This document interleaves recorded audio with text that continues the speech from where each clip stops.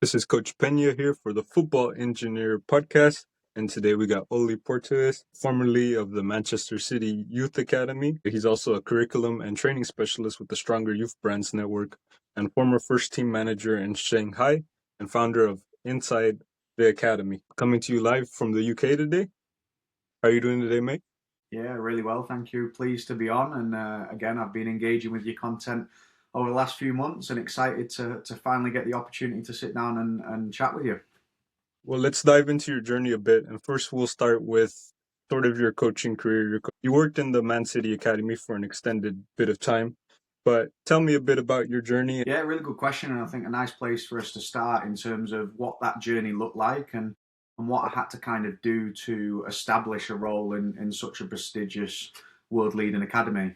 So it started off coaching 18-month-year-olds. That's where it started. The heart of my first coaching role was at Little Kickers. I was focused on kind of trying to upskill myself as a coach in terms of session ideas, communication, managing the group. And I did that through gaining my qualifications. I did some work in different industries and different sports. So I did a lot of work in swimming at the time as well. And then I did a lot of grassroots coaching. So in my first couple of years as a coach, I was probably working around 5 to 6 different part-time coaching roles from 18-month football all the way up to adult football. And then I kind of mapped out my FA level 1 at the time, level 2 and my B license. I wanted to try and gain some experience abroad. So I actually ended up going to do some camps. So I went over to La Manga to do a football camp over there, spent some time in Barcelona to do some extra study. And again, this process was now kind of 3 to 5 years into the journey. And then I got the opportunity to go over to Abu Dhabi actually on a family holiday. And I reached out to the city group that is out there and asked if I could go and do some work experience for them.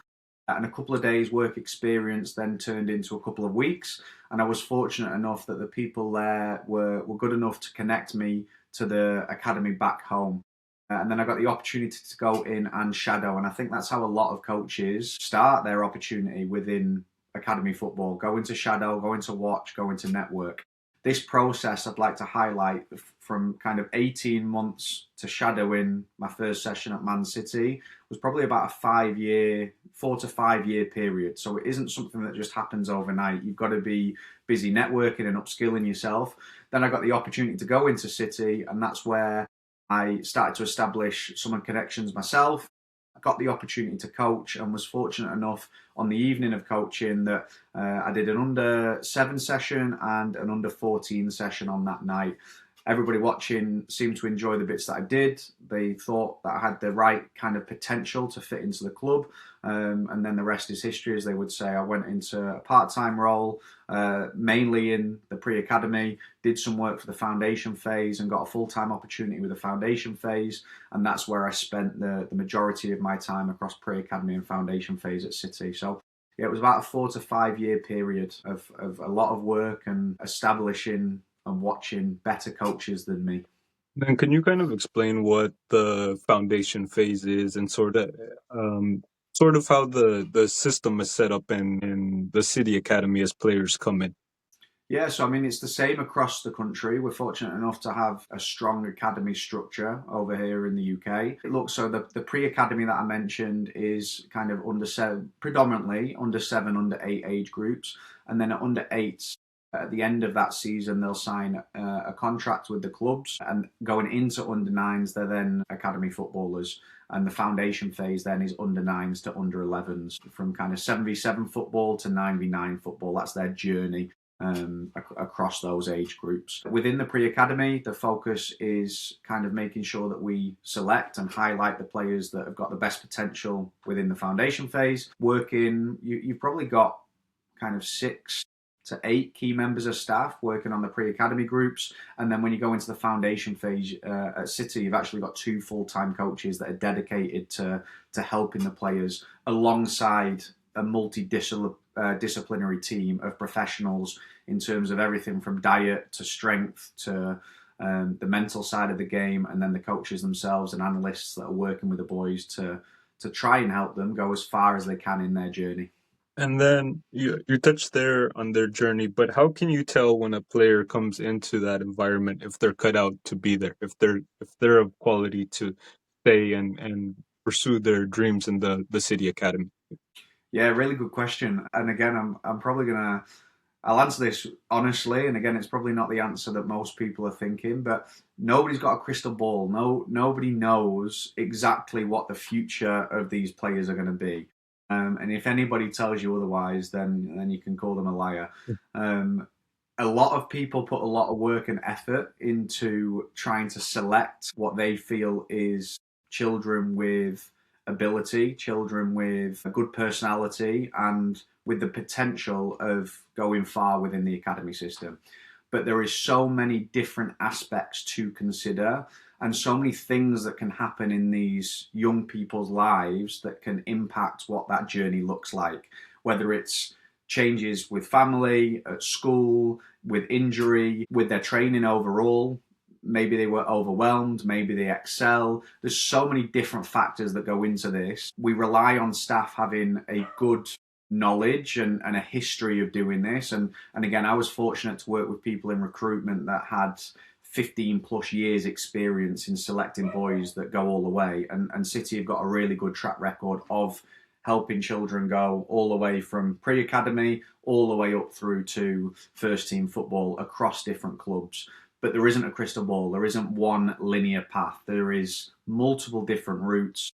It's very hard to decide and pinpoint those things that are actually going to be the thing that makes the player go on to be a professional. And then I think you mentioned there that at a certain age they bring in, mental analysis and mental help. How important is that for a player going through the academy system and going into the pro game?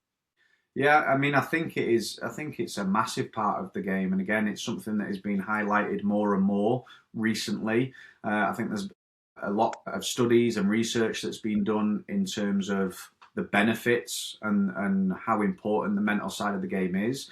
It's not my expertise. There's people with much better experience and expertise around that and how that fits in. But it was a big part of what we considered as coaches, and I still consider now when working with players in terms of what that looks like and how we can build a strong foundation mentally, physically, and technically for them to pursue whatever it is that they're going to go and do in terms of their football journey. City had a really, really good framework. So again, it wasn't complicated. There were three key kind of aspects to it that were really youth friendly. The children could remember it, and the staff that worked with the children around these areas were fantastic. They put on like fun videos, fun webinars, little warm ups to the session that they did just to engage them in a different way. And then they spent a lot of time, and I think this is probably one of the biggest things that stand out to me in my time at Man City is the amount of time that all the staff members spent on getting to know the individual and getting to know the person behind the player. That was a huge part of what we did. So it's very much like connection based and making sure that you're connected with the players and who they are as people. And would you say that helps leadership and being able to bring the best out of players? Yeah, for sure. I mean, I think as a coach, your biggest thing that you're trying to do is get the players to buy into you, respect you, and you're trying to build that relationship so that you've got trust, and that trust is paramount to development, not even just results based football. To be able to put children out of the comfort zone, to make them realize that they're safe to make mistakes, to make sure that they feel like they can come to you if they're struggling with any aspect of their life. I think that's a massive thing as a coach, that you've got to build that two-way relationship to be able to get the best out of the players. And again, I mentioned it earlier in terms of it isn't a linear process. There's going to be ups and downs throughout these young people's lives and their footballing journey. It is our job to make sure that they feel safe and they have the resilience and they have the tool set from us, from themselves, and from the club, so that they can go on to be great people on and off the pitch, wherever they go and wherever they end up. And then what do academy coaches look for that most grassroots coaches don't see in players? Yeah, really good question. And again, I'm actually going to keep this away from football. I think a big thing that we always talked about and the scouts always talked about links into the question that you've just asked us previously in terms of mentality and characteristics. And that is a massive part of what we looked at. Like, who are they as a person? Do they come up and say hello? Are they polite? Can they listen?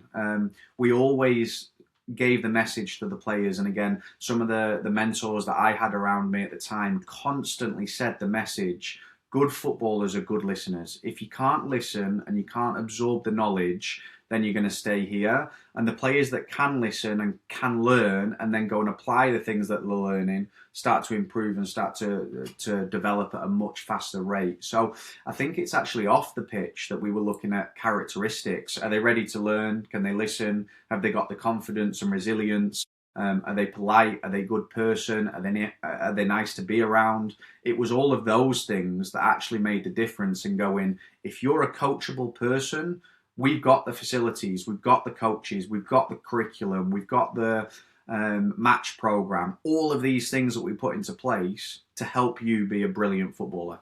Yeah, I think you touched on an important part there. I heard a story from a mate of mine. He went on trial with Ajax when he was about 13 or 14. And there's kids from all over the world on trial there, right? And he was there for 3 days, and there was a few kids who wouldn't listen when the coach was talking or talking when the coach was talking. And immediately, like, they kicked them out of the training session and their trial was over. So I know in certain environments, in the high level environments, there is that standard of expectation to have respect for the coach, to have, to be able to listen, to focus so that they can truly get the best out of you.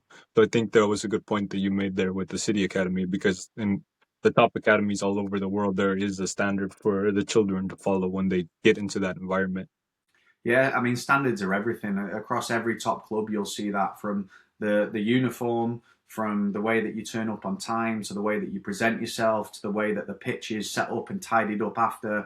Every little detail is driven by the highest of standards, and you hold everybody accountable. I think that was another key message, that if there was a mistake that happened, it was everybody's fault. There wasn't a blame game.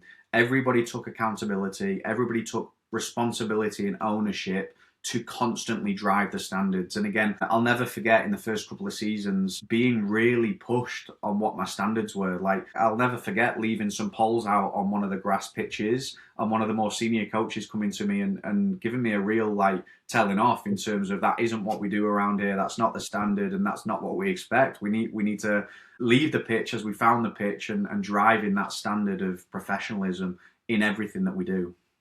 And then I know you spent some time working in Spain, in Barcelona, and in Shanghai as a first team manager. But what's the biggest difference in how players learn in the different cultures outside of the UK? Yeah, really good question. I think we could probably do a whole podcast just on that question, to be honest. I think it opens up so many different avenues and aspects that we can discuss. You're right, I've been very fortunate. And again, before I answer the question, I would say to coaches, especially coaches that are starting their coaching journey, you need to get abroad. You need to immerse yourself in different environments, see what different setups look like, experience different cultures, network with different people that are abroad. And I've been fortunate enough to work globally across a number of different environments. And I think you're right. I think in every single one of those, players listen, learn, absorb in a different way. There's a different kind of mannerism that you've got to have to get the point across. But one thing always remains the same, especially with the kids that I've been involved with. They love the game and they want to get as good as they can at the game. That stays consistent wherever I've been.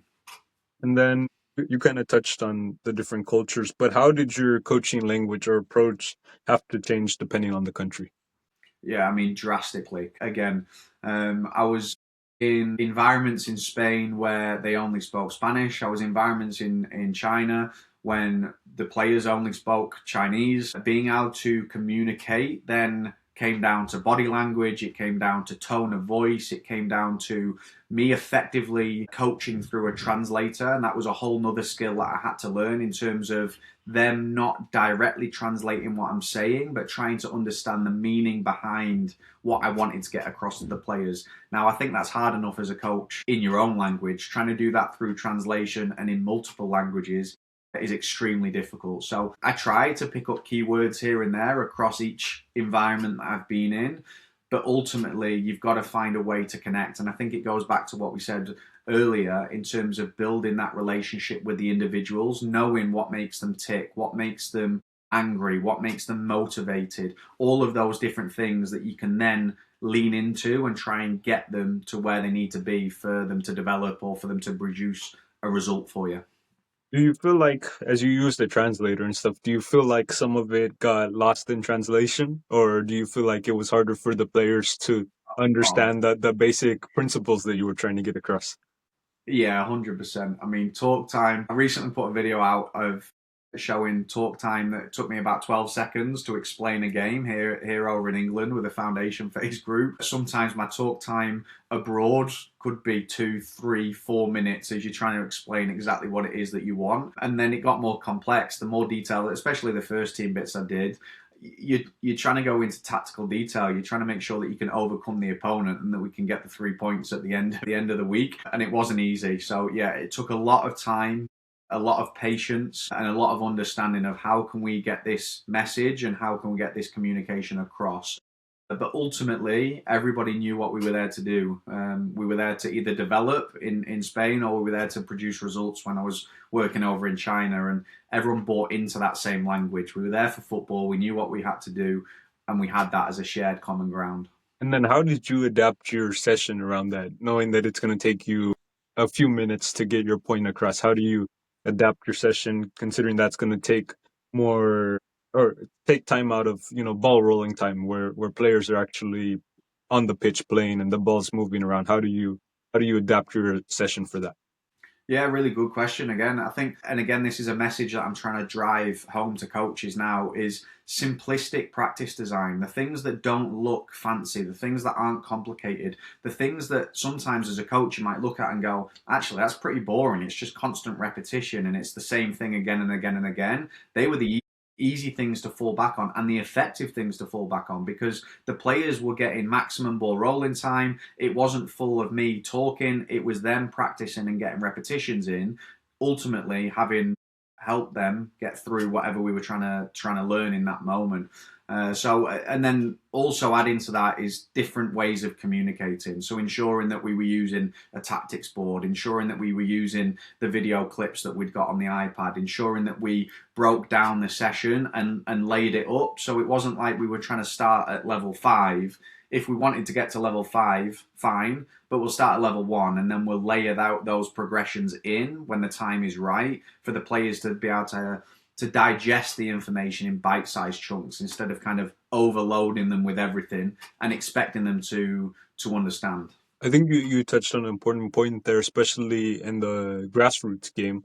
You don't want to overload players with information at that age. Like there has to be a standard. The environment you create should give a lot of information and exercises and drills that you're doing, but we also don't want to overload players with a lot of information visually or through our language that we're speaking, because there's only so much that we should give them, and the rest should be taught by the environment, in my opinion, at least. Yeah, and I think I'd agree in general with your opinion. I think it's again, as most things are in coaches, it can become quite complicated. So, one of my mentors used like a tennis ball analogy to try and get this message across to me. So, I'll share it. I won't be able to deliver it as well as him, but I'll try and share how he shared it with me. So, if I was to throw one tennis ball, you would only catch one tennis ball. If I was to throw 1, 2, 3, 4, 5 tennis balls, you might be able to catch 5. You might drop 1 or 2, but you've still caught 3 or 4. So you've got to find the balance. And again, if I threw a whole bucket of tennis balls at you, you'd look at me as if to say, what the hell are you doing? So I can't throw 100 things at you at the same time, but I've also got to find what your tolerance level is and what you are able to take on, how much information you can take on, and what level I can give you that information in. Some players will need one piece of information. They can only catch one tennis ball. Other players might be able to take 3 or 4, and then you might have a couple of players in your group that can actually take 7 or 8. So I think we've got to be really clear and concise with our communication and not overcomplicate it, But I do think that we've got to try and find which individuals need 1 or 2 pieces of information and which individuals can take on 5, 6, 7 pieces of information, and then adjust how we deliver that across the session. And again, that's when it gets quite complicated, right? It isn't a one size fits all approach. It's knowing, it goes back to what we've said, knowing the individuals, what do they need in that moment, and then being able to deliver that effectively as a coach. And then I guess sort of to build off of that, how do you find that balance within, say, a team talk as you're discussing the exercise that you're gonna do, or in pre-match tactics or things like that? How do you find that balance where instead of me talking one on one with you, we're talking to the team environment?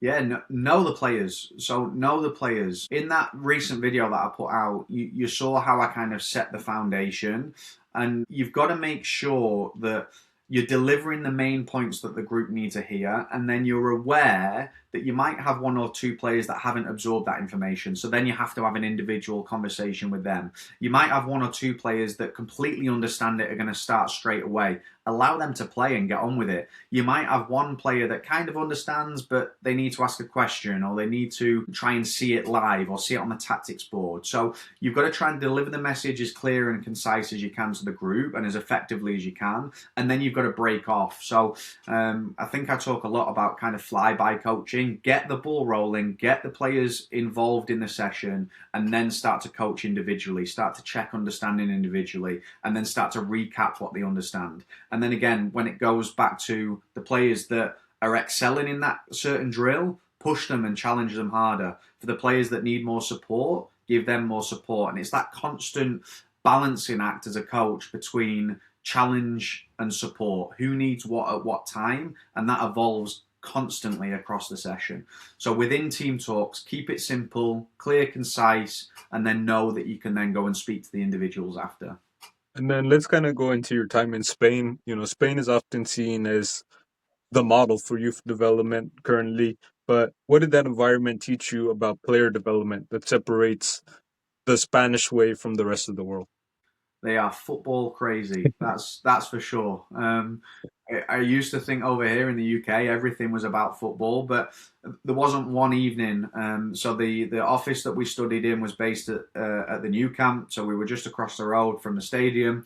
And there wasn't one evening. I had about a 15-minute walk back to my apartment. There wasn't one evening that I didn't walk past street football being played. There wasn't one weekend that I didn't go down to the beach and they were playing beach football. So I think that stayed more relevant in Spain than it is maybe here. And again, I don't know exactly what it's like over in the States, but kids and young players playing out in the streets in informal environments, unstructured, no coach, that's dying. Over in Spain, my experience anyway was that I saw that all of the time, and I think that is a massive part of development.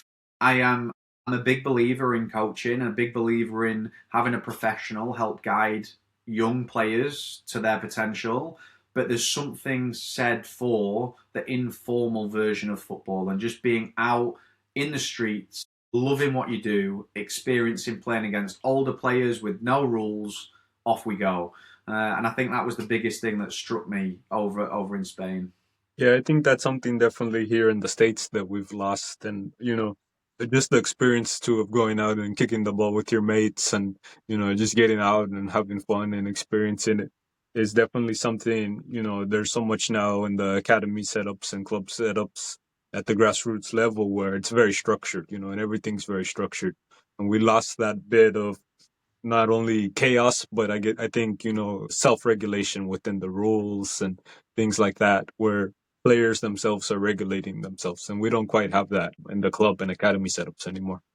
Yeah, and I think again to go one step further than that, I think even in those structured environments, the pressure is on now. And again, before we jumped online, we were talking about the cost of sessions over in the States. Yeah. I think if you're a coach that's being, parents have paid hard-earned cash for this session, you want it to look professional, you want it to be structured, you want it to be standardized. You're under pressure to make sure that this looks like $1 million and it's going to help the players. We've lost that essence of being able to create a little bit of chaos, set up a 3v3 game without any bibs, allowing the players to play Wembley before the session starts, encouraging a game of one bounce or crossbar at the end of the session. We've started to lose some of that, and I think coaches have got to be confident enough in their ability and their program and their environment that actually, in the right moment, unstructured chaos is a real facilitator for development. And kind of staying here, I know there's a big debate, and I think I've seen some of your content on it, but how do we bring chaos into an academy or structured environment through the exercises or through the drills? Because, like you said, it is very structured. And now, kids, as they're coming into academies younger, or as we start structured environments younger in the grassroots, how do we bring in that chaos? Because, like I said, especially here in the States, we don't have kids who are out playing in the street like in Spain or in different parts. And even here in the States, we're lacking, major like futsal courts or environments where you can go play pickup like that. So how do we bring that chaos that you would get in street football into a structured environment? Yeah, I mean, in an ideal world, I think we'd see a lot more futsal, and that's something that's become a lot more dominant now over here in the UK. A lot more futsal and a lot more football played in cages. I think that's something that we'll probably see over the next 3 to 5 years in terms of academies investing heavily in cages and making the kids go in and play that kind of street football feel to it. We've got a lot of indoor venues popping up now that are trying to provide that facility. Again, it's more structured than it used to be, but at least it is going towards that way of just letting the kids immerse themselves in that kind of street football feel to it. I'm a big believer, and again, like a term that is kind of lashed around coaching a lot is let them play. I don't think we need to go as far as just letting them play. That's kind of standoffish. It feels a little bit lazy to me. Like if you're the expert and you're the person that can help those players truly develop on the pitch, then you need to be impacting them. But that doesn't mean that it has to be highly structured or stand still all the time. I think they're different things. So within that professional environment, we were really intentional with today we're going to not put any bibs on them, or we're going to make a game where there's an overload and it's going to be a little bit chaotic, or we're going to do a technical practice design and we're going to have a crossover in the passes and where the players are running, so there was a little bit of chaos. We're going to allow them to play a game of Wembley or small-sided games as a tournament. One of the head of coaching that I worked for during my time at City introduced like a 1v1 tournament where the players that won moved up and the players that lost moved down, and it was 60-second games. We must have had about 30 to 40 1v1 pitches set up, and it was across the foundation phase. So 9-year-olds playing with the 10 and 11-year-olds, and it was chaos. But it went back to that essence of this is street football. So I think loads of different things like that. You've got to be creative within that professional environment, but how do we find chaos? Because the kids are learning chaos. Yeah, I think chaos is one of the best developers of creativity in players. And you see a lot of the modern footballers who are very creative. They come up from that street environment, like your Ryan Cherkis at Man City and some of these players, they grew up playing, cage football and street football. And those are a lot of the most creative players. And the game has gone a bit robotic. I wouldn't say it's not necessarily a bad thing. Tactics are great, but we have lost a bit of that creativity, and I think it is due to the lack of chaos within our sessions that really drive creativity. Yeah, I'd agree. And again, you'd probably be able to speak to, well, you can speak to this better than I can.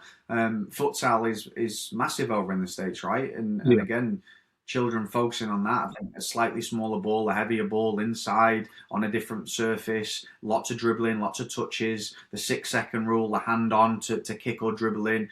It's faster paced. It's closer to that street football than it is structured football. So I'm sure you see a lot of effective players and development come from that futsal. Yeah, definitely. I think part of it though here in the States is that we have some we have a big debate of whether we should do futsal or not. And there are clubs that have jumped on it, and there are courts starting to pop up. And I know a lot of adults are playing futsal now. But in the youth game, there is a big debate like, do we do futsal? Should we not do futsal? So you have some youth players doing futsal and some that aren't. So there's kind of a debate there.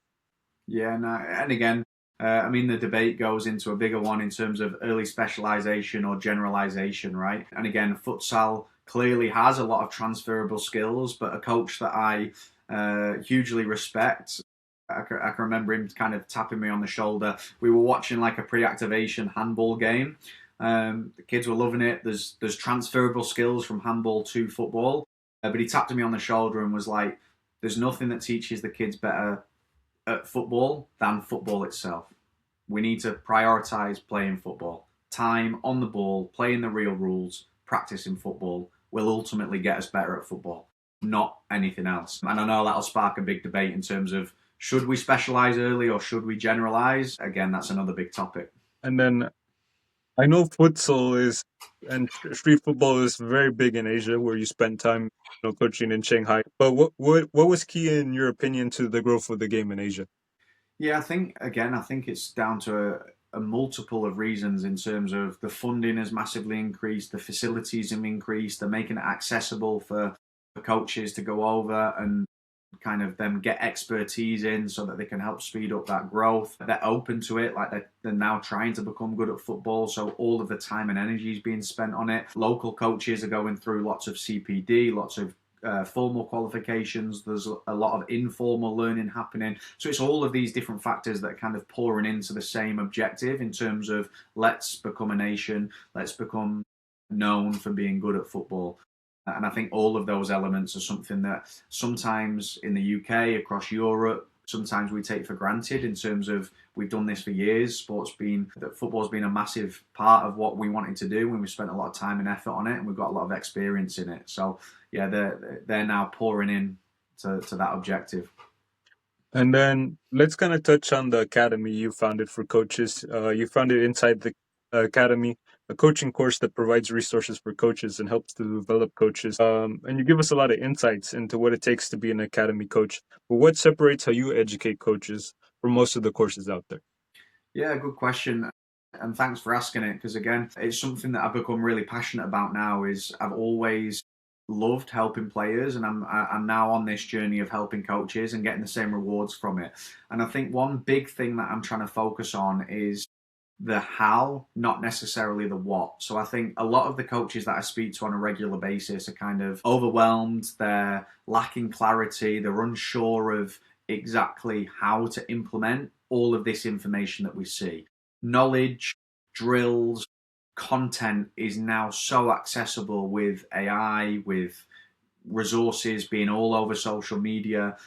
I don't think anybody's struggling with what to do. We all can access what to do, but actually implementing that live on the pitch in your own environment is a completely different skill set. So I'm working with coaches. Again, I do two kind of core offers in terms of we've got like a 90-day coach accelerator program, and I'll focus on how to implement the knowledge, the experience, and the insights that I've had in their own environment, and then also working one-to-one with football coaches and businesses to excel their growth, whether that's as a coach, whether it's their coaching team, or whether it's the business. But focusing on how to implement the skills and the knowledge, not just what that knowledge is where I'm trying to focus my time and effort. Yeah, I think I like what you mentioned there because there is, you hop on Instagram, you hop on social media, YouTube, whatever, and there's millions of different exercises and drills.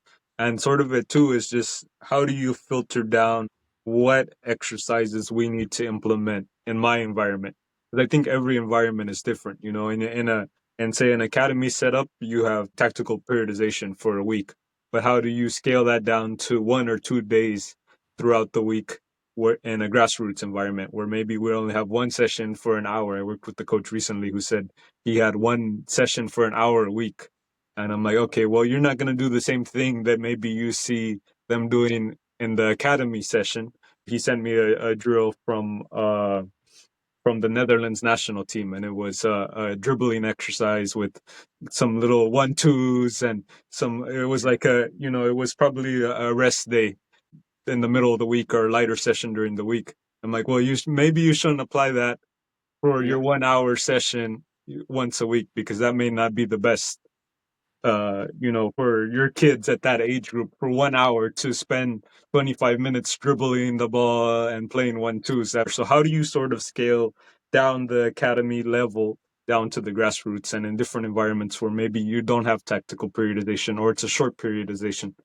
Yeah, I think again you've hit so many good points there in terms of The social media videos that blow up are the first teams doing their sessions, right? It looks good, it's easy on the eye, and it's professionals doing what they do best, and that's delivering world-class results in tight spaces, fast-paced, and it looks fantastic. But actually putting that into practice in your own environment can be incredibly difficult. I mean, again, every role that I've had within football over the last few seasons has been full-time focus. So I've got an hour and a half to plan a session. I'm surrounded by coaches that have got a wealth of experience that we can debate every little detail with. If you're the grassroots coach that is turning up to do a session, you've just finished work, you might have had a bad day, you've got to pick your son up before you go to football or your daughter. You've got to kind of map out what you might be doing as a session. You arrive, you're on the minutes. The team before you haven't quite finished, so your 1 hour is now 50 minutes before you actually get the balls out and rolling. That's a completely different environment and needs a completely different skill set. And again, it kind of does full circle back to how we started the conversation and what did my journey look like going into academy coaching. One of the biggest things that helped me as a coach and my development was working in a school environment. So I used to go in and do kind of after school clubs and lunchtime clubs. You had 30 kids, mixed ability, different equipment, and you were expected to put on a fairly structured, productive session. Well, if you can learn how to manage that, or like I mentioned at the start, learn how to coach 18-month-year-olds, or expose yourself to adult football as a young coach, or throw yourself in the deep end and move abroad. All of those different aspects allow you to build a skill set that then allows you to see these videos online, pick out what's good and what works, and then be able to layer that down or level that up depending on your environment. And again, the basics of football and the basics of coaching are the same, and there's principles that you can learn that are really effective. And again, this is what I'm trying to get across to coaches. You don't have to just go and copy a session. You can go and get an idea from that session, and you can adapt it and tweak it to meet the needs of your players in your environment. And to be able to implement it effectively as a coach, match your skill set. Like, what is your skill set as a coach, and how do you mirror that up to the right practice? So I think that there's loads to go with there, and you're right in terms of the loading of sessions. Doing 1 hour a week is completely different to doing 4 hours a week and getting ready for a match at the weekend.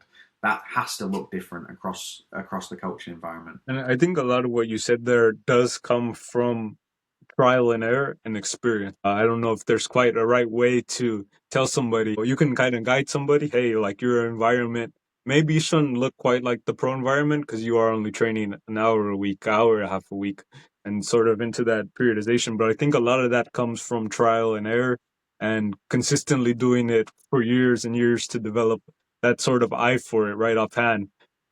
Whereas, it is helpful to have Yeah, that mentor to kind of guide you, like, hey, maybe we shouldn't do this, or maybe we should do this, or let's try this.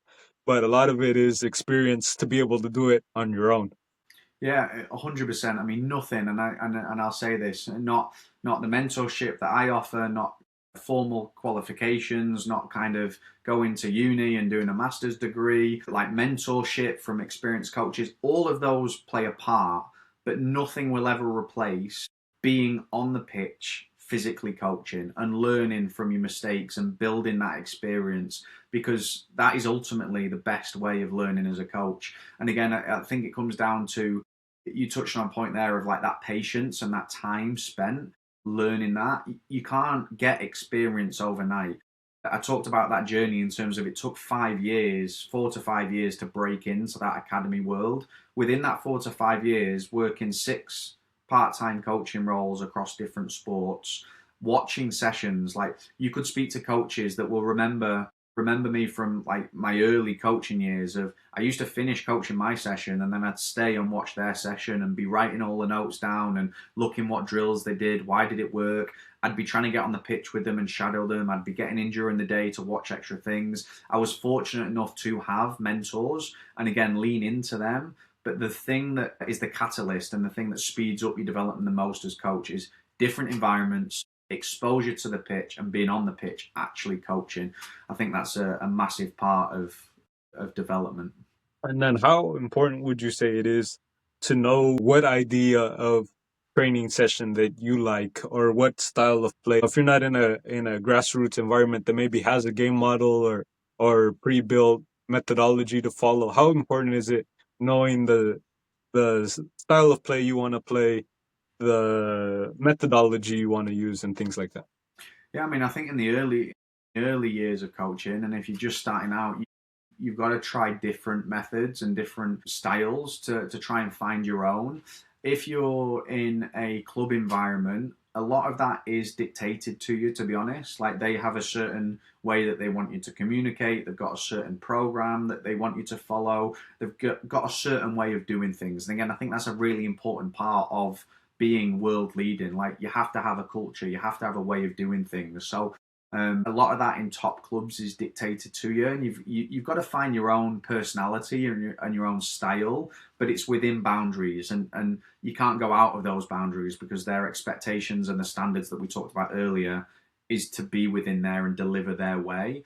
If you're out in a grassroots environment and you can adjust and adapt a little bit more, then you've really got to find what works for you. What is your personality? What is your style? And how you do that, again, comes down to experience. Spend time on the pitch, what works, what doesn't work. And then one of the biggest things is remain open minded. Like, I have strong beliefs now, but I'm still open to debate them. I'm still open to try and see if it is definitely the right way of doing things. And as coaches, I don't think we ever stop learning. Like, in fact, the more you know and the more you learn, the more you realize you don't know anything, and actually you've got so much more to try and learn, and surround yourself by experts that know it. Yeah, I think the reason why I ask is because I would say about 90% of grassroots clubs here in the States definitely don't have a proper tried and true methodology from top to bottom in all their teams, as well as a lot are lacking game models. So I think part of it is in the States, it's very hard to develop when you don't know what the end goal is or how we're going to do it. And I think that's one of the biggest things here, at least stateside, that we're lacking.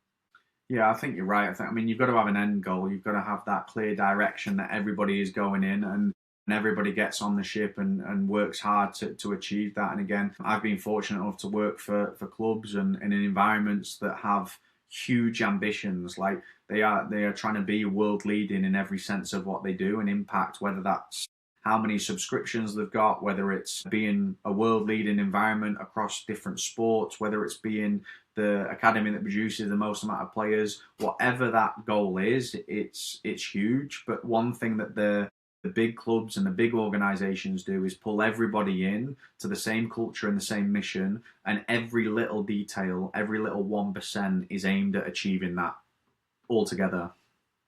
And then you talk a little bit about thinking and the mindset of an academy coach. So, what does that actually look like in a session? Not just theory, but on the pitch. Yeah, I think it's detail. That's the word that jumps to mind, and I think that's the word that stands out when I look at academy coaches in their environment and operating at the best that they can be. It's detail in every aspect. What's the knowledge they know? The way that they communicate it, the way that they've set up the session, the way that they speak to the individuals. Every little detail is questioned, is debated, is researched, is looked at to go, is this the best way of doing it? And is this what's right for the players in this moment? And is it the thing that's going to help them maximize their potential? And I can remember debates going on for hours. We used to sit and have a coffee over whether it was correct to receive it back foot or how to receive it back foot appropriately, or is it right to spend 15 minutes doing a 1v1, or should we do 10 minutes and then 15 minutes on the game related? How long should we coach for? How long should we talk for? How do we link the sessions together? Like, there wasn't a single detail that wasn't blown up into a debate with highly skilled, experienced coaches to really think, is that what's best for the session? Is that what's best for the players? And I think that's something I tell a lot of coaches is like, especially younger coaches, question everything that we do, and not in a bad way, but question everything that we do to get to the why. Why are we doing this? And, obviously there's a lot of how we are doing this. We're going to go do 1v1s. We're going to do this exercise, this drill. But the question is, why are we doing it? what are we getting out of it? What is the aim and the purpose of what we're getting out of this session, or what are we teaching the kids in this environment? What are they getting out of it? Yeah, 100%. I think, I mean, great advice. Great advice to any coach, not just young coaches. Like, question everything. And again, it's something that I've been speaking to some of the coaches that I now mentor, in terms of, more often than not, we do things out of habit, and we have habits within coaching. So we speak in certain ways, or we set up the pitch in a certain way, or we run a drill because that's just how we run that drill. You have to be brave enough to really question that and think, like, with intention and with purpose, why is it that I'm doing that? And is this the best way of doing it? Or actually, do we need to change it and adapt it to find out another way? And I think the only way to do that, again, is to experiment. Be brave enough to adapt and to change and experiment to see what works and what doesn't work. And then be open-minded enough to know that what works this week might not work next week. What works with this group of players might not work with the next group of players. You have to constantly learn and constantly adjust and adapt, and be open-minded to go, okay, what have I got in my knowledge and my skill set to be able to bring this to life again? And then you touched there on language. How do you simplify high level concepts without dumbing them down? Yeah, lose the jargon is something that I think comes to mind really quick. Like, lose the big fancy words of trying to sound like you know something. I think the really good coaches, and what good coaching is, like the essence of good coaching, is turning the complex into simplicity. So it starts with language. Like, just speak in simple terms, especially with youngsters. Like, use words they understand, double check that they know some of the terminology that you're using, bring to life a language for them that they understand, and speak to them on their level. But yeah, lose the jargon, keep it simple. I mean, there's a famous phrase with that, right? KISS, in terms of keep it simple, Yeah. stupid. That's something that was told to me in my first 6 months of coaching, when I was working with the 18-month-year-olds, and it's true to this day, 15 years later. Yeah, I think a lot of good things come with working with kids on the younger side. You know, you're under fives, you're under sixes, you know, even going down all the way to, you know, you're under fours and things like that. Because you learn to really, you know, you have to put it in a way that relates to the kids in the most simple way. Because if you put anything above a 5-year-old language with a 5-year-old, they just look at you funny. They may laugh at you even, you know. And so it's things like that. And a lot of coaches, the thing that I see too is that a lot of coaches come in and they start working with, you know, your under 17s, your under 18s straight away.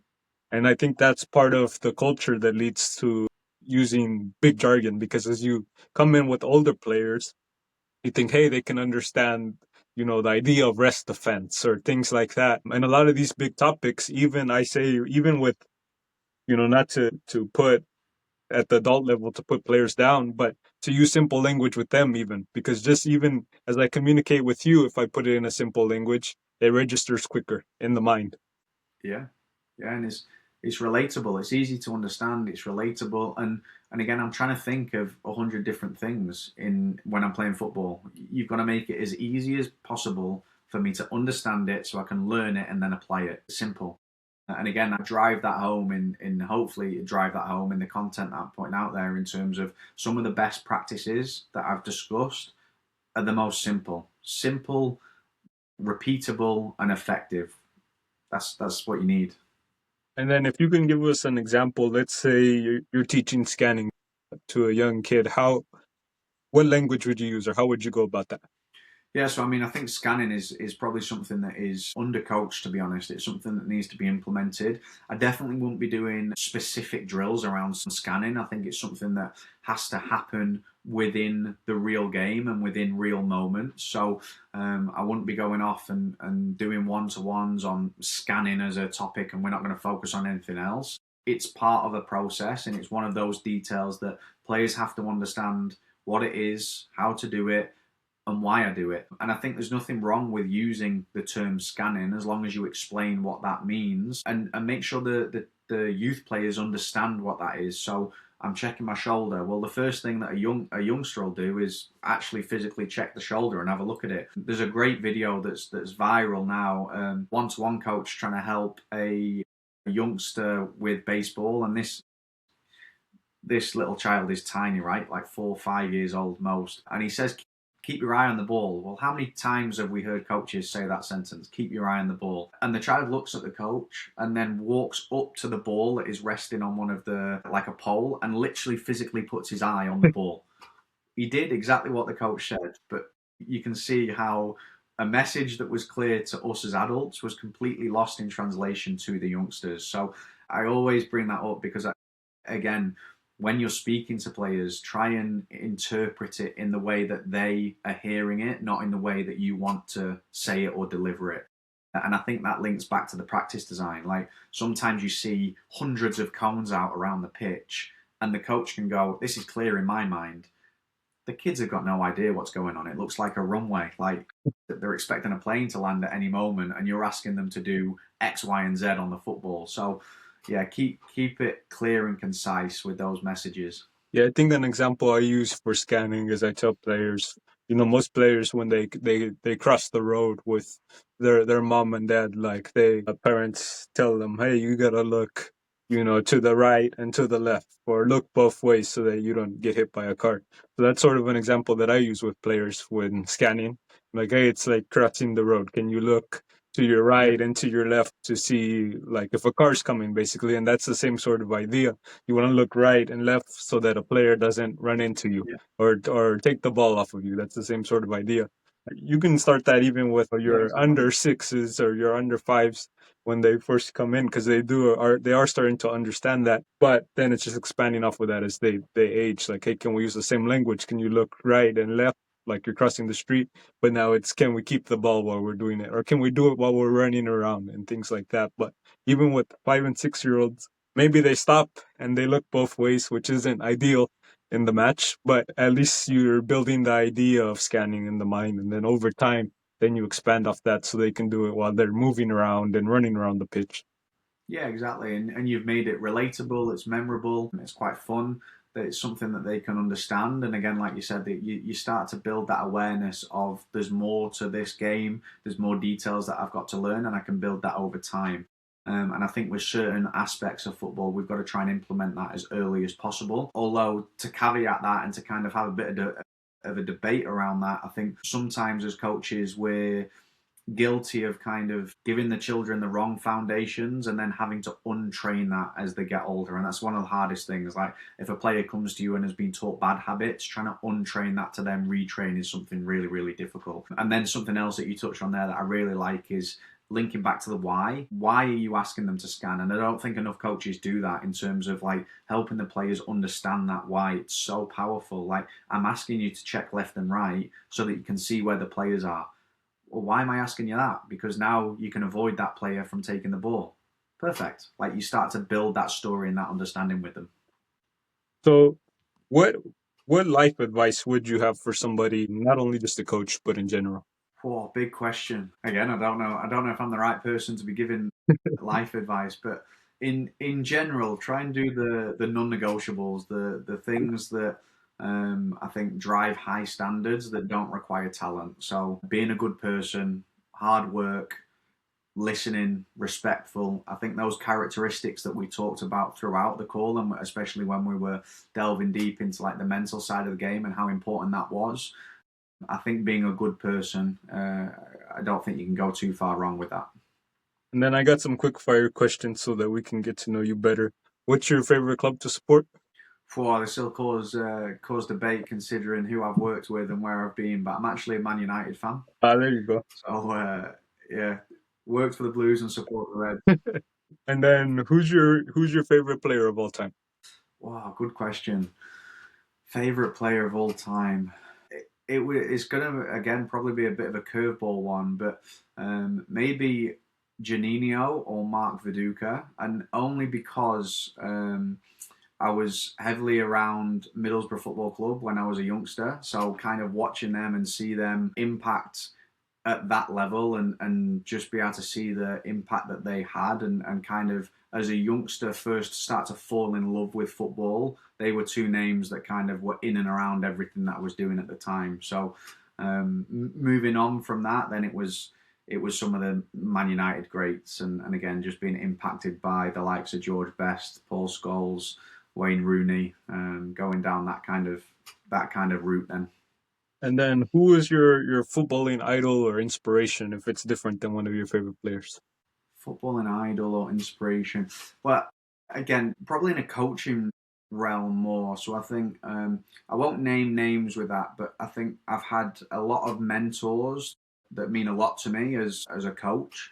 And I've been fortunate enough to have those role models and those inspirations around me from a very early stage in my coaching career. It's nobody famous. It's people that have got a genuine love for developing coaches, developing players, and a huge passion for football. Like it's taken over their life as it does for so many of us. And them kind of putting their arm around me and helping me and to develop and to grow and to speed up that process, they were massively inspirational, especially starting out as a coach to come into this career full time. And then who is your favorite professional coach in the pro game?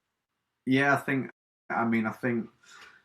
again, I'd probably have to say Pep Guardiola, right? From all of the influence that comes down and watered down from that, being immersed in that environment for so long. And again, the program for the first team was kind of watered down. They watered down all of the methodology and drip feed it to coaches like myself that were fortunate enough to kind of be inspired and motivated by their experiences. I think was something that massively motivates me.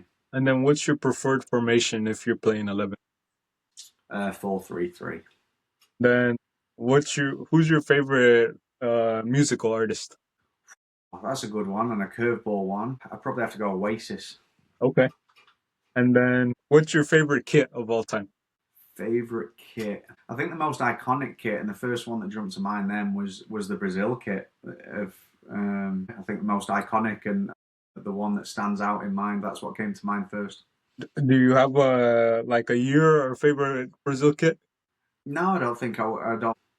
Yeah, I don't think I would. I'd have to think and look back at the images of what it looked like over different periods and try and pick my favorite. Yeah, I think the one that most people remember is like the 2002 or 1998 with R9 with when they had the T90 kit with the circle on it. I think that's the Brazilian kit that most people remember right offhand.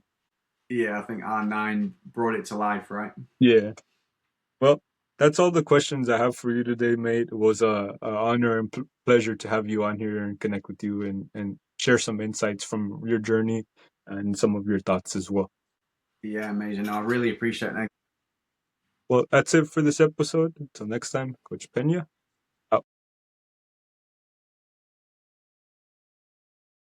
Most coaches don't have a knowledge problem, they have a clarity problem. I've worked in academy environments and supported thousands of coaches across grassroots and elite environments. Because most coaches know what to do, or at least can go and find what to do within sessions, the difference is knowing how to deliver it effectively. Sessions become repetitive, players switch off, and progress slows down. Not because the drills are wrong, but because the coach doesn't know how to implement or deliver it effectively with academy standard detail. That's where I come in and help coaches design better practices, coach with clarity and confidence, and design environments where players actually improve. Not just more drills, but better coaching. If you want to coach with more impact, then this is where it starts. Most coaches don't have a knowledge problem, they have a clarity problem.